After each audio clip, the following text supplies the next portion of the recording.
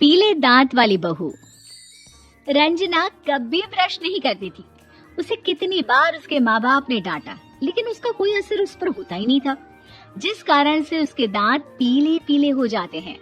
शादी के बाद अरे बहू, वैसे तो तुझ में कोई कमी नहीं है, पर तेरे दांत इतने पीले कैसे हैं बेटा?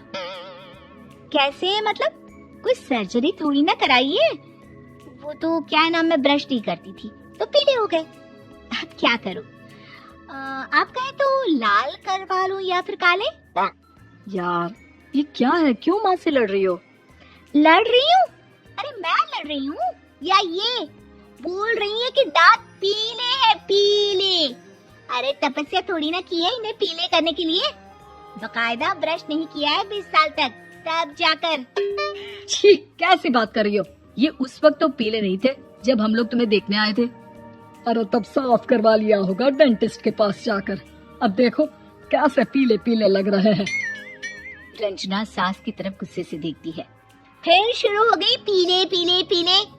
अरे पीले तो तब भी थे जब मेरे हाथ का रसगुल्ला उड़ा उड़ा कर खा रही थी और बोल रही थी, लड़की नहीं गुणों का खजाना दे रहे भाई साहब आप। खैर, अब वो लोग करते भी तो क्या करते, पीले दांत वाली बहू पल्ले पड़ी थी तो झेलना तो था ही। एक दिन कीर्तन में रंजना गाना गा रही थी। अरे कमला बहन, माँ का द्वार है, यहाँ तो सब शुद्ध होकर आते हैं, फिर अपनी बहू को ब्रश भी नहीं करवाती तुम। दूर से पीले पीले दांत भक्ति में बाधा उत्पन्न कर रहे हैं। अरे कोई 2 साल के बच्चे थोड़ी ना लेकर आई हूँ मैं बहू बनाकर। अच्छी खासी लड़की है, अरे कैसे करवाऊं ब्रश? ये तो उसे खुद करना चाहिए ना। अब माँ बाप तो इसके जैसे तैसे निपटा दिए, ये नहीं सोचा कि सास कैसे संभालेगी।